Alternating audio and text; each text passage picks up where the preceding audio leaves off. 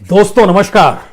दोस्तों, दुनिया का एकमात्र देश जहां पर बीते 50 बरस में कुछ भी नहीं बदला है। इन 50 बरस के दौर में पीढ़ियां हथियारों के साए में जन्म लेती है, बड़ी होती है, हाथों में हथियार थामती है और फिर एक नई पीढ़ी आ जाती है जिसका जन्म भी हथियार, गोला बारूद और शायद युद्ध या संघर्षरत स्थितियों के बीच जन्म लेता है। अपने इर्द गिर्द सिर्फ वो शमशान देखते हैं। युद्ध की ऐसी त्रासदी दुनिया के किसी देश ने अगर भोगी है तो उसका नाम अफगानिस्तान है। और बीते 50 बरस के दौर में दुनिया के सबसे दो बड़े ताकतवर देश, एक वक्त यूएसएसआर यानी रशिया और उसके बाद अमेरिका, तकरीबन 20-20 बरस तक दोनों ने वहां पर अपनी मौजूदगी, अपनी सेना के साथ शायद बहुत कुछ बदलना चाहा, लेकिन बदला कुछ भी नहीं। हां, लाखों लोगों की जान जरूर गई, खरबों रुपया वहां पर हथियारों के जरिए और शायद पुनर्निर्माण के लिए झोंका जरूर गया। इसी दौर में, चाहे वह 1970, 80, 90 का दौर हो, चाहे मौजूदा वक्त की स्थिति हो, पत्रकारों की मौत भी हुई। दानिश सिद्दीकी, राइटर से जुड़ा हुआ फोटोग्राफर, पुलित्जर सम्मान से सम्मानित, उसकी मौत उसी जगह पर हो गई जिस जगह पर अमेरिकी सेना वापस लौट रही थी और अफगानी सेना और दूसरी तरफ तालिबान के बीच संघर्ष चल रहा था। पन्नों को पलटिएगा तो कोई तस्वीर आपको अलग दिखाई नहीं देगी। जो तस्वीर 80 और 90 के दशक में अफगानिस्तान के भीतर, वही तस्वीर मौजूदा वक्त में भी। उस दौर में चले जाइएगा 50 साल पहले, तो उस समय भी 5 पत्रकारों की मौत हुई थी और एक पत्रकार जो बीबीसी वर्ल्ड सर्विस से जुड़ा था, वह तो उस वक्त प्रधानमंत्री हिकमत गयार की इंटरव्यू को लेकर निकल रहा था। नकाबपोश आए, उसको उठाकर ले गए और उसके बाद उसका शव ही मिला। 1994 का यह जिक्र है, 29 जुलाई। लेकिन सवाल यह है कि इन 50 बरस के भीतर में अफगानिस्तान को लेकर जो अंतर्राष्ट्रीय कूटनीति या फिर अंतर्राष्ट्रीय तौर पर आतंकवाद या कट्टर मुस्लिम परिस्थितियों के साथ जो जुड़ाव अफगानिस्तान का रहा, उसमें वह कौन सी दुनिया की ताकतें रहीं जिन्होंने उसको मदद की। हैरत अंगेज स्थिति है कि एक वक्त अमेरिका विद्रोहियों की मदद करता है, एक वक्त रशिया विद्रोहियों की मदद करता है, एक वक्त ब्रिटिश सेना वहां पर लड़ती हुई नजर आती है, लेकिन एक वक्त मदद करती है यूएई, सऊदी अरब, चाइना, पाकिस्तान। ये सब कहीं ना कहीं सियासी तौर पर अफगानिस्तान के साथ अपनी अंतर्राष्ट्रीय कूटनीति का खेल खेलते रहे। भारत के साथ पहली बार एक मुसीबत आई जब भारत ने ध्यान दिया कि अफगानिस्तान के भीतर अगर पुनर्निर्माण के लिए वह पैसा झोंक दे और वहां पर एक नई परिस्थितियां पैदा हो जाए, तो शायद आने वाले वक्त में भारत के इर्द गिर्द टेररिज्म खत्म होगा, आतंकवाद को पनाह देने की स्थितियां गायब हो जाएंगी। पाकिस्तान का जिक्र होगा या फिर ईरान के जरिए जो तेल भारत तक पहुंचाया जाए, जिस पाइपलाइन का जिक्र है, उसको भी सुविधा मिल जाएगी। लेकिन ये सारी चीजें क्या धरी की धरी रह गई? ये सारे सवाल हैं। और अफगानिस्तान के भीतर की खनिज संपदा और कूटनीतिक तौर पर कितना महत्वपूर्ण है अफगानिस्तान की उस जमीन का इस्तेमाल, जिसके जरिए एक तरफ रशिया एक वक्त सोचता रहा कि अफगानिस्तान पर अगर उसकी सत्ता हो जाए तो क्या कुछ हो सकता है। एक वक्त अमेरिका ने भी सोचा और एक वक्त चाइना भी सोच रहा है। तो हमें लगता है कि आज अफगानिस्तान के इर्द गिर्द के उन परिस्थितियों को समझने की कोशिश कीजिए जिससे आप समझ पाएंगे कि दानिश सिद्दीकी की मौत, जो अफगानिस्तान में युद्ध की परिस्थिति और तालिबान जिस रूप में दोबारा पैर पसार रहा है, उनको देखते हुए, कैमरे में कैद करते हुए हुई, ठीक इसी तरह की परिस्थिति 80 के दशक में क्या थी। कोई अंतर आपको नजर नहीं आएगा। 1980-90 का दौर हो या फिर 21वीं सदी में 2020 का दौर हो, 2021 का दौर हो या 2001 से लेकर 2020 तक की परिस्थितियां हो, तीरों को देखते वक्त आपको सिवाय मौत के, सिवाय गोला बारूद के और कुछ भी दिखाई नहीं दे रहा होगा। अफगानिस्तान बेहद खूबसूरत है, लेकिन अफगानिस्तान की तस्वीर जो दुनिया के मानचित्र पर युद्ध के जरिए उभरती है, उसमें मौत की तादाद गिनना मुश्किल हो जाएगा।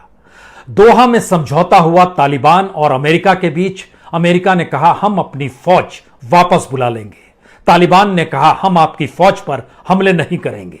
और उसके बाद फौज का लौटना शुरू हो गया। लेकिन 2001 यानी 9/11 के बाद से अभी तक की परिस्थितियों को अगर गिनना शुरू कीजिएगा तो क्या कुछ अमेरिका ने गंवाया।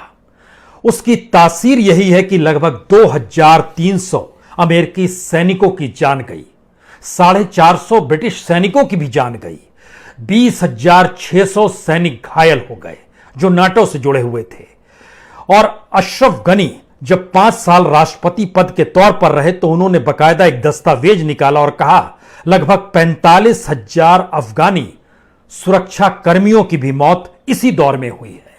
अमेरिका की एक ब्राउन यूनिवर्सिटी है, उसने जब कच्चा चिट्ठा निकाला तो उसने बोला कि अफगानी पुलिस और सैनिकों की जिनकी मौत हुई उनकी संख्या 64,500 है।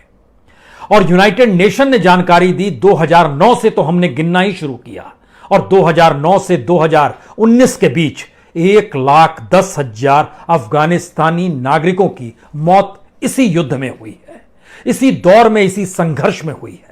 हमें लगता है एक क्षण के लिए पन्ना आपको लिए चलते हैं 1970-80 के दशक में।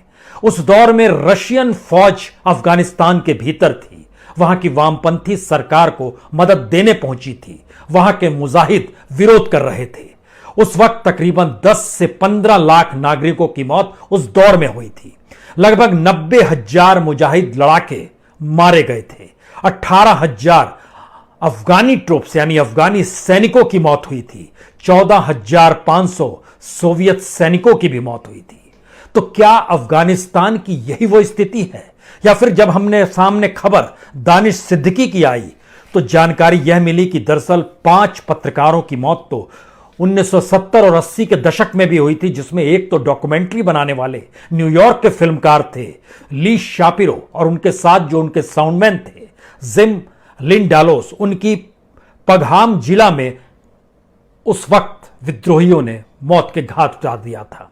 और 1994 में अफगानिस्तान जब सिविल वार में झोंक दिया गया था, रशियन सेना जा चुकी थी, तब बीबीसी के कॉरेस्पॉन्डेंट पहुंचे थे वहां पर उस वक्त के प्रधानमंत्री गुलबुद्दीन हिकमतकार का इंटरव्यू लेने के लिए। इंटरव्यू भी लिया, लेकिन बाहर निकले तो नकाबपोश उठाकर ले गए। और उसके बाद 1994 29 जुलाई महीना यही था, उनका शव पाया गया। 2 और जर्नलिस्ट थे जिनकी हत्या हो गई। यह परिस्थिति अफगानिस्तान के भीतर, लेकिन अफगानिस्तान का पुनर्निर्माण 9/11 के बाद अमेरिका ने जो सोचा उसमें भारत ने खुद को भी झोंक दिया। तकरीबन $3 अरब यानी तकरीबन 23,000 करोड़ रुपए भारत ने भी झोंके। याद कीजिए 2015 में प्रधानमंत्री मोदी ने अफगानिस्तान की संसद का उद्घाटन किया था, एक बड़ा बांध वहां पर बनाया गया, उसका भी उद्घाटन किया गया। पाकिस्तान पर सामरिक दबाव इसी के जरिए बन सकता है कि वह आतंकवाद को आश्रय ना दे। और जिस तरीके से तालिबान पाकिस्तान का जुड़ाव रहा तालिबान के साथ, उसमें पाकिस्तान इस बात का जिक्र लगातार करता रहा कि पाकिस्तान की जमीन को तालिबानी छोड़कर जा चुके हैं। लेकिन अलकायदा की जमीन, ओसामा बिन लादेन को पनाह देना, ये सारी परिस्थितियों ने बताया कि पाकिस्तान की जरूरत क्या अफगानिस्तान में तालिबान का होना है और भारत की जरूरत क्या वहां पर एक लोकतांत्रिक चुनी हुई सरकार का होना है, जिसके जरिए अंतर्राष्ट्रीय तौर पर उसकी मॉनिटरिंग भी हो सके और वह अपने आप में मुख्यधारा में शामिल भी हो सके। लेकिन अमेरिकी फौज जा चुकी है। ठीक यही स्थिति 1989 में थी जब रशियन फौज जा चुकी थी। उसके बाद पूरी तरीके से युद्ध में और गृह युद्ध की स्थितियों में अफगानिस्तान खो गया था। मुजाहिद की मौजूदगी में वहां पर जो परिस्थितियां थी उसमें भ्रष्टाचार भी था, उसमें कानून का राज भी नहीं था। उस समय की परिस्थितियों में वहां पर तालिबान निकल कर आता है और यह सवाल बार बार रहता है कि दरअसल तालिबान ने अपनी मौजूदगी किस रूप में कैसे बना ली। तालिबान का मतलब होता है छात्र यानी विद्यार्थी। और कहते हैं कि जब 1989 में रशियन फौज वहां से बाहर निकली तो उस वक्त 90 के दशक में ही तालिबान का उदय होता है, क्योंकि वह धार्मिक मदरसों से उभरा और सऊदी अरब की उस समय फंडिंग हो रही थी। सुन्नी इस्लाम के कहर मान्यता का उसने प्रचार शुरू किया और अफगानिस्तान और पाकिस्तान के बीच जो एक पख्तून इलाका है, उन इलाकों में अपनी मौजूदगी और उसके बाद धीरे धीरे अपना विस्तार उसने करना शुरू किया। तालिबान लोकप्रिय नहीं रहा ऐसा भी नहीं है, क्योंकि जो गृह युद्ध की स्थिति थी और तालिबान ने जिन बातों का जिक्र किया उसने बहुत साफ तौर पर कहा था भ्रष्टाचार पर अंकुश लगाएंगे, बहुत साफ तौर पर कहा था जो भी अराजकता है, जो भी एनार्किज्म है, उसकी स्थिति में सुधार लाएंगे, सड़कों का निर्माण करेंगे और जो पूरा बिजनेस मॉडल है, कारोबारी ढांचा है, उसको हम ठीक कर देंगे। उसने कुछ हद तक काम भी शुरू किया, उसकी लोकप्रियता ने उसको पनाह भी दी, उसका विस्तार भी हुआ और विस्तार की एक तस्वीर 1996 में यह भी नजर आई जब काबुल पर कब्जा तालिबानियों ने कर लिया तो सबसे पहले वहां के राष्ट्रपति नजीबुल्लाह को सरेआम फांसी दे दी गई। यानी ध्यान दीजिए 1990 से लेकर 2001 11 साल के वक्त में ही तालिबान के पास वक्त रहा जिस वक्त वह धीरे धीरे अंतर्राष्ट्रीय तौर पर अपने टेरर को न सिर्फ तालिबान, पाकिस्तान, ईरान, भारत के ऊपर हमले और इन सब के साथ साथ 9/11 यानी अमेरिका तक जा पहुंचा। यह वह परिस्थिति थी जहां पर कहा गया कि यह दरअसल सभ्यताओं का युद्ध है, सिविलाइजेशन वार है, इसका भी जिक्र किया गया। लेकिन आज जब हम तालिबान को अफगानिस्तान के भीतर देख रहे हैं तो हमें कई बातों पर नई दृष्टि डालने की जरूरत है, क्योंकि अफगानिस्तान का बॉर्डर भारत से दूर है लेकिन भारत वहां पर पुनर्निर्माण चाहता था। उसका बॉर्डर पाकिस्तान से लगता है तकरीबन 2611 किलोमीटर और वहां पर शरणार्थियों का जमावड़ा शुरू हो चला है।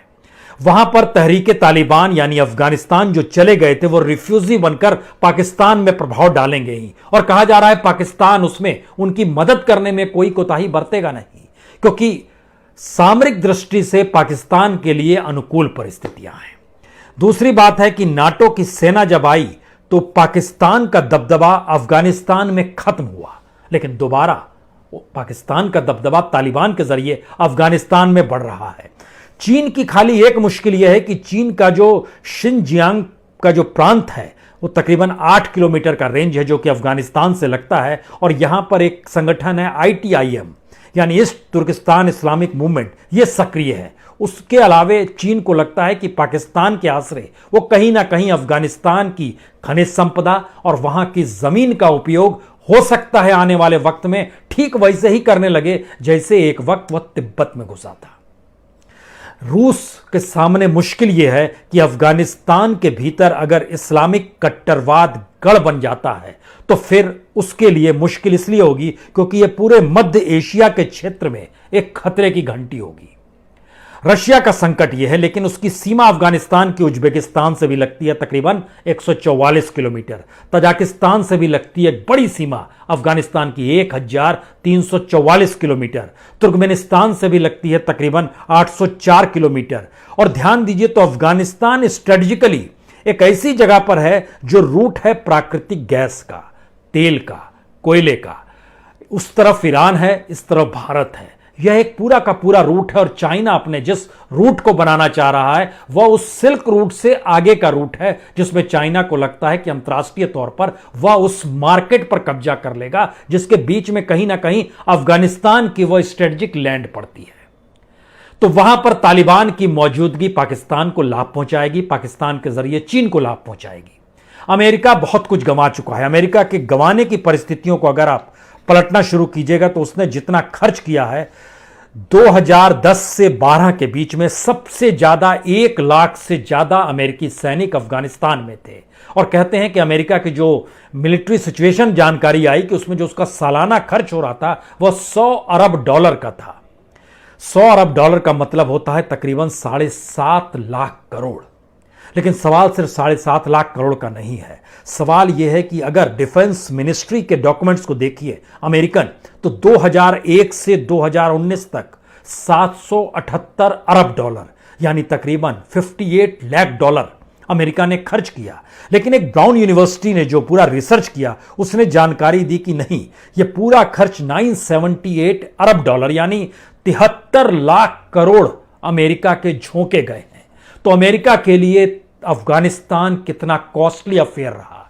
इसी संदर्भ में अगर रशिया में आप शिफ्ट हो जाएंगे तो रशिया में उस दौर में जो खर्चा किया गया अगर उसको आज की करेंसी के हिसाब से अगर डॉलर के हिसाब से कन्वर्ट करेंगे तो लगभग 50 लाख डॉलर रशिया ने भी अफगानिस्तान पर उस दौर में खर्च किया जिसको आज की तारीख में $78 अरब खर्च किया गया, यानी $53 लाख। अफगानिस्तान सरकार को कुल मिला के 2.5 लाख करोड़ रुपए अमेरिका ने दिए, जो लगभग $36 अरब के आते हैं। लेकिन जितनी बड़ी तादाद में जान गई अमेरिकी सैनिकों की और जितनी बड़ी तादाद में वहां की परिस्थितियों ने एक बार फिर तालिबान को लेकर एक संकट की घंटी बजा दी है, उसने कई सवालों को एक साथ जन्म दे दिया है। भारत के लिए मुश्किल सबब इसलिए है क्योंकि भारत ने तो नवंबर 2020 यानी बीते बरस ही लगभग 6-8 महीने पहले ही वहां पर 150 नई परियोजनाओं का ऐलान भी किया था। और जिस समय प्रधानमंत्री मोदी अफगानिस्तान में संसद की इमारत का उद्घाटन कर रहे थे, उस वक्त उन्होंने कहा था कि किस तरीके से अलग अलग क्षेत्रों में अफगानिस्तान को मेन स्ट्रीम से जोड़ा जाएगा। यानी भारत का नजरिया साफ था कि अफगानिस्तान का डेवलपमेंट दुनिया की दृष्टि से मेन स्ट्रीम सियासी तौर पर भी हो और विकास के तौर पर भी हो। इसीलिए जब 2016 में हेरात प्रांत में लगभग 42 मेगावाट का जो बिजली और सिंचाई परियोजना जब बनी, तो प्राइम मिनिस्टर मोदी फिर गए, उन्होंने उसका उद्घाटन भी किया। ये सारी परिस्थिति बताती है कि अफगानिस्तान को लेकर भारत जो सोच रहा था आने वाले वक्त में, तो क्या अमेरिकी फौज की वापसी के साथ वह जो पूरी सोची हुई परिकल्पना थी वो क्या नहीं बचेगी? क्योंकि आखिरी मीटिंग जो भारत की होती है सितंबर 2020 में, जो दोहा शांति वार्ता हो रही थी, उसमें हमारे विदेश मंत्री जयशंकर साहब गए, वीडियो कॉन्फ्रेंसिंग के जरिए जोड़े, तो उन्होंने 3 बातों का जिक्र किया था: Afghan led, Afghan owned, Afghan control. यानी पूरे तरीके से किस तरीके से ये अफगानी सरकार के मातहत ही वहां पर चीजें डेवलप होनी चाहिए। लेकिन जैसे ही तालिबान का जिक्र आया तो यह समझना होगा कि जो वहां पर पख्तून कबायलियत है वो तकरीबन 42% है, जो सबसे बड़ी कबीले के तौर पर है, और उनके जो लड़ाकों की संख्या है वो तकरीबन 85,000 से लेकर 2 लाख के बीच में है। कुल अफगानिस्तान की जनसंख्या तकरीबन 4 करोड़ के लगभग में है, 4 करोड़ से कुछ कम है, उसी लगभग में है जो नया डाटा उसका सामने आया है। सवाल सबसे बड़ा यह हो गया है, क्या स्ट्रेटेजिक तौर पर जो रशिया ने सोचा 40 साल पहले, स्ट्रेटेजिक तौर पर 2001 के बाद अमेरिका ने जो सोचा मौजूदा वक्त में, इस दौर में भारत जो सोच रहा था, पाकिस्तान जो सोच रहा था, ईरान जो सोच रहा था, तजाकिस्तान जो सोच रहा था, या उससे सटे हुए जो तमाम देश, उज्बेकिस्तान जो सोच रहा था, ये सारी सोच क्या मौजूदा वक्त में अमेरिकी सेना के लौटते ही बदलने लगेगी?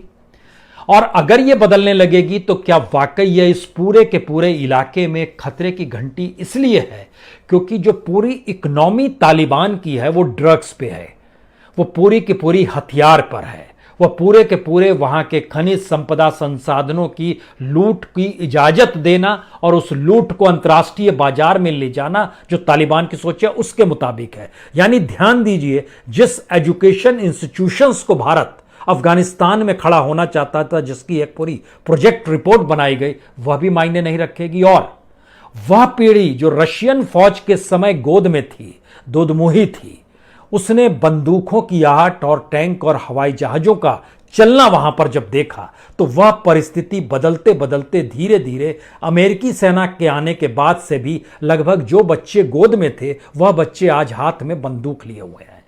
तो क्या अफगानिस्तान की सामाजिक सांस्कृतिक परिस्थितियां, चाहे उनका एक कोई भी इतिहास रहा हो, वो इतिहास का जिक्र हम आपसे इसलिए भी करना चाहते हैं, रविन्द्रनाथ टैगोर की एक कहानी है काबुली वाला, उस पर फिल्म भी बनी। वहां का पठान किस तरीके से ड्राई फ्रूट बेचने के लिए भारत आता है और वो पूरा एक रूट है जो किस तरीके से काबुल, पेशावर होते हुए पहुंचता है और बंगाल, कलकत्ता की गलियों में पहुंचता है और वहां पर अपनी बच्ची के अनुकूल एक बच्ची की उम्र मिनी से उसकी दोस्ती हो जाती है।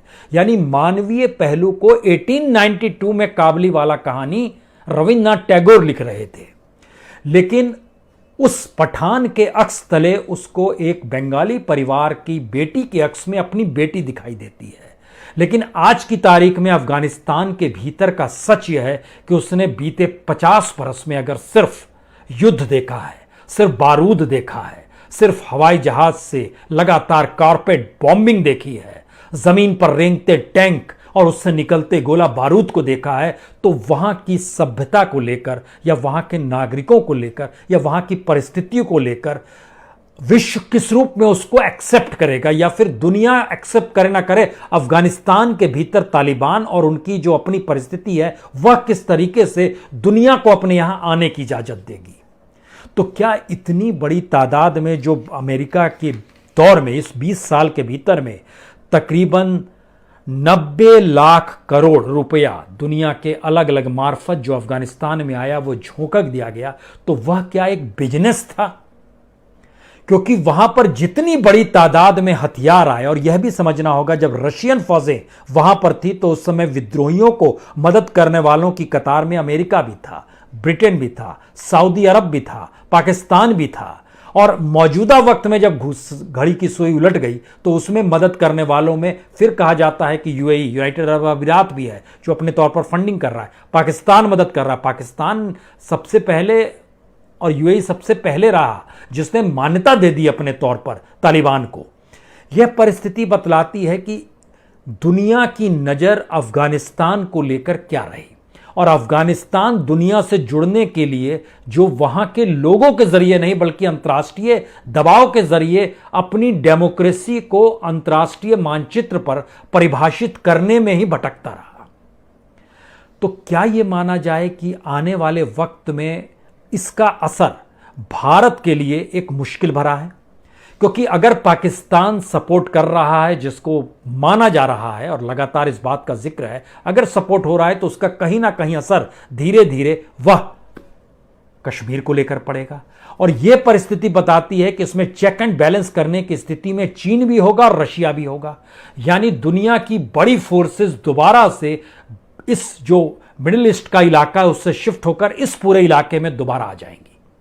और अगर ऐसी परिस्थिति बन रही है, और ऐसी परिस्थितियों के बीच में अगर, क्योंकि वहां की जो स्थिति बनती चली गई और तालिबान की मौजूदगी में लोकप्रिय होने की परिस्थिति में, चाहे उसने एक वक्त भ्रष्टाचार पर अंकुश लगाया, चाहे उसने अराजकता को खत्म किया, कुछ सड़कों का निर्माण किया, बिजनेस किया, लेकिन उसके पैरेलल में यह भी समझना होगा उसने इस्लामिक तौर तरीकों को भी लागू किया जो कट्टर थे। हत्या और व्यभिचार को जो सार्वजनिक तौर पर फांसी दे देना, कोई चोरी करे तो अंगभंग काट देना, पुरुषों के लिए दाढ़ी मस्ट हो गई, महिलाओं को पूरे तरीके से ढका रहना चाहिए बुर्के से, टेलीविजन बंद, संगीत बंद, सिनेमा पर पाबंदी, ये सारी परिस्थितियों को डेवलप करते हुए आपके जहन में तुरंत मलाला की याद आएगी। मलाला पर गोलियां इसलिए चली थी क्योंकि वह पढ़ाई करना चाहती थी, और 10 साल से ज़्यादा की उम्र की लड़कियां पढ़ाई नहीं करें, यह तालिबान का आदेश था। तो सवाल यह है कि क्या दुनिया के विकसित होती परिस्थितियों में, उसके बीच में अफगानिस्तान उसी परिस्थितियों को जिएगा जिस परिस्थितियों को उसने बामियान में बुद्ध की प्रतिमा को जब ध्वस्त कर दिया, उसके बाद वह दुनिया की सुर्खियों में आया। तो क्या यह माना जाए कि अफगानिस्तान की अपनी पहचान युद्ध स्थल के तौर पर है, अफगानिस्तान की अपनी पहचान एक ग्रेवयार्ड के तौर पर है, अफगानिस्तान की अपनी पहचान दुनिया में बड़े बाजार को, जो हथियारों का बाजार है, जो ड्रग्स का बाजार है, उसको संभाले हुए जो लॉर्ड्स हैं उनके लिए ये स्वर्ग की परिस्थितियां हैं? ये कौन सी परिस्थिति है? ये सवाल है। और शायद इन्हीं सवालों को जवाब के तौर पर हमको लगता है कि दानिश सिद्दीकी की उन फोटोग्राफी या तस्वीरों को देखना चाहिए जिसके जरिए वो साफ तौर पर दिखाई देती है कि आज भी कोई अंतर अफगानिस्तान के भीतर उसके अपने 50 साल के सफर में नहीं आया है, और एक नया आलम अफगानिस्तान को लेकर रशिया, चीन, अमेरिका, पाकिस्तान, भारत, इन सारी परिस्थितियों को लेकर अफगानिस्तान के मद्देनजर एक नए स्ट्रेटेजिक पॉइंट का उदय नए तरीके से हो रहा है क्या? और नई स्थिति यह भी बता रही है कि तालिबान के साथ दुनिया के तमाम देश समझौता करेंगे, क्योंकि अंतर्राष्ट्रीय तौर पर जो लाभ अफगानिस्तान को और उसकी जमीन को अपने अनुकूल बनाकर हो सकता है, वह इस पूरे इलाके में किसी दूसरे देश की जमीन को बनाकर नहीं हो सकता है। चीन सीधे तौर पर कहें तो वह मालदीव पहुंच चुका है, सीधे तौर पर कहें वह श्रीलंका पहुंच चुका है, चीन बांग्लादेश में पहुंच चुका है, नेपाल तक पहुंच चुका है, पाकिस्तान के साथ तो उसके तमाम समझौते हैं। तो चीन के लिए कितना स्ट्रेटेजिक पॉइंट है? पाकिस्तान जो उसकी अपनी आर्थिक माली हालत खस्ता है, उसने स्ट्रेटेजिकली बार्गेनिंग के तहत अफगानिस्तान की परिस्थितियों में अमेरिका से बहुत आर्थिक लाभ लिया, तो क्या वो दोबारा लाभ लेने की परिस्थिति में आ जाएगा? ये सारे सवाल हैं और इन सवालों का जवाब एक ही निकल कर आता है। अफगानिस्तान को शायद बीते 50 बरस में जिस दृष्टि से देखा गया या जिस पैसे को वहां पर झोंका गया, उससे हटकर उसके सामाजिक सांस्कृतिक परिस्थितियों को कैसे अंतर्राष्ट्रीय मेनस्ट्रीम में जोड़ा जाए, यह सवाल का जवाब शायद किसी के पास नहीं है। बहुत बहुत शुक्रिया, बहुत बहुत शुक्रिया। दोस्तों नमस्कार। दोस्तों, दुनिया का एकमात्र देश जहां पर बीते 50 बरस में कुछ भी नहीं बदला है। इन 50 बरस के दौर में पीढ़ियां हथियारों के साए में जन्म लेती है, बड़ी होती है, हाथों में हथियार थामती है और फिर एक नई पीढ़ी आ जाती है जिसका जन्म भी हथियार, गोला बारूद और शायद युद्ध या संघर्षरत स्थितियों के बीच जन्म लेता है। अपने इर्द गिर्द सिर्फ वो शमशान देखते हैं। युद्ध की ऐसी त्रासदी दुनिया के किसी देश ने अगर भोगी है तो उसका नाम अफगानिस्तान है। और बीते 50 बरस के दौर में दुनिया के सबसे 2 बड़े ताकतवर देश, एक वक्त यूएसएसआर यानी रशिया और उसके बाद अमेरिका, तकरीबन 20-20 बरस तक दोनों ने वहां पर अपनी मौजूदगी, अपनी सेना के साथ शायद बहुत कुछ बदलना चाहा, लेकिन बदला कुछ भी नहीं। हां, लाखों लोगों की जान जरूर गई, खरबों रुपया वहां पर हथियारों के जरिए और शायद पुनर्निर्माण के लिए झोंका जरूर गया। इसी दौर में चाहे वह 1970, 80, 90 का दौर हो, चाहे मौजूदा वक्त की स्थिति हो, पत्रकारों की मौत भी हुई।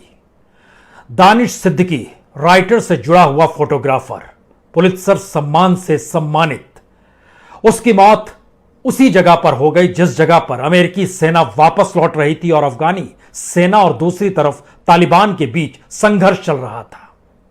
पन्नों को पलटिएगा तो कोई तस्वीर आपको अलग दिखाई नहीं देगी। जो तस्वीर 80 और 90 के दशक में अफगानिस्तान के भीतर, वही तस्वीर मौजूदा वक्त में भी। उस दौर में चले जाइएगा 50 साल पहले, तो उस समय भी 5 पत्रकारों की मौत हुई थी और एक पत्रकार जो बीबीसी वर्ल्ड सर्विस से जुड़ा था, वह तो उस वक्त प्रधानमंत्री हिकमत गयार की इंटरव्यू को लेकर निकल रहा था। नकाबपोशाए उसको उठाकर ले गए और उसके बाद उसका शव ही मिला। 1994 का यह जिक्र है, 29 जुलाई। लेकिन सवाल यह है कि इन 50 बरस के भीतर में अफगानिस्तान को लेकर जो अंतर्राष्ट्रीय कूटनीति या फिर अंतर्राष्ट्रीय तौर पर आतंकवाद या कट्टर मुस्लिम परिस्थितियों के साथ जो जुड़ाव अफगानिस्तान का रहा, उसमें वह कौन सी दुनिया की ताकतें रहीं जिन्होंने उसको मदद की। हैरत अंगेज स्थिति है कि एक वक्त अमेरिका विद्रोहियों की मदद करता है, एक वक्त रशिया विद्रोहियों की मदद करता है, एक वक्त ब्रिटिश सेना वहां पर लड़ती हुई नजर आती है, लेकिन एक वक्त मदद करती है यूएई, सऊदी अरब, चाइना, पाकिस्तान। ये सब कहीं ना कहीं सियासी तौर पर अफगानिस्तान के साथ अपनी अंतर्राष्ट्रीय कूटनीति का खेल खेलते रहे। भारत के साथ पहली बार एक मुसीबत आई जब भारत ने ध्यान दिया कि अफगानिस्तान के भीतर अगर पुनर्निर्माण के लिए वह पैसा झोंक दे और वहां पर एक नई परिस्थितियां पैदा हो जाए, तो शायद आने वाले वक्त में भारत के इर्द गिर्द टेररिज्म खत्म होगा, आतंकवाद को पनाह देने की स्थितियां गायब हो जाएंगी।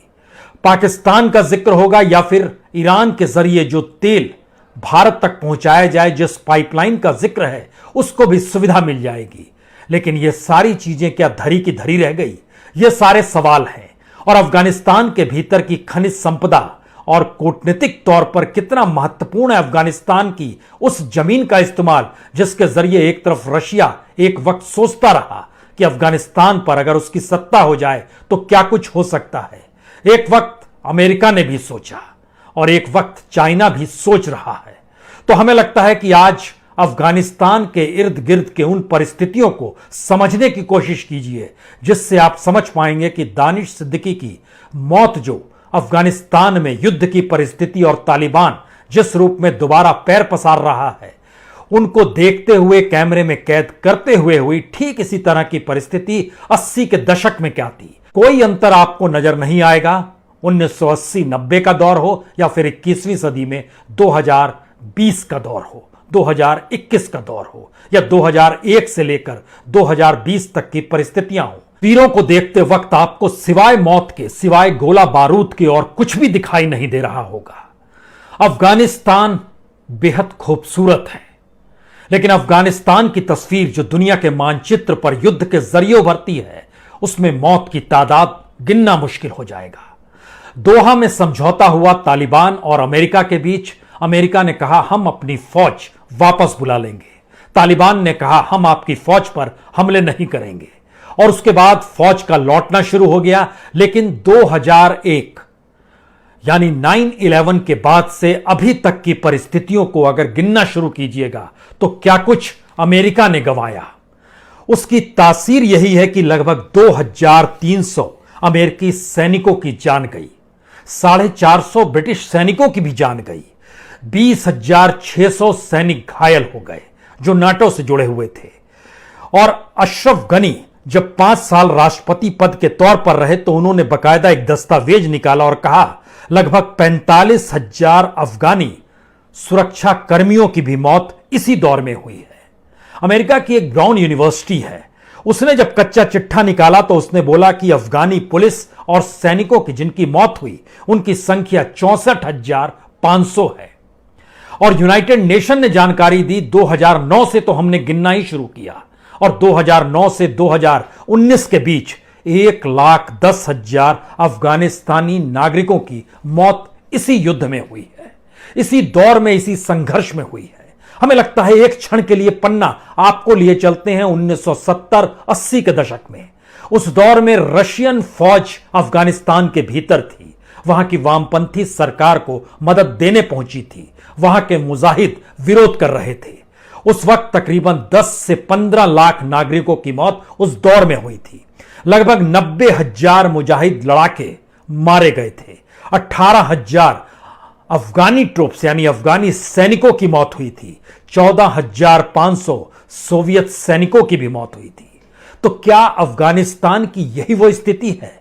या फिर जब हमने सामने खबर दानिश सिद्दीकी की आई तो जानकारी यह मिली कि दरअसल 5 पत्रकारों की मौत तो 1970 और 80 के दशक में भी हुई थी, जिसमें एक तो डॉक्यूमेंट्री बनाने वाले न्यूयॉर्क के फिल्मकार थे ली शापिरो, और उनके साथ जो उनके साउंडमैन थे जिम लिंडालोस। उनकी पघाम जिला में उस वक्त विद्रोहियों ने मौत के घाट उतार दिया था। और 1994 में अब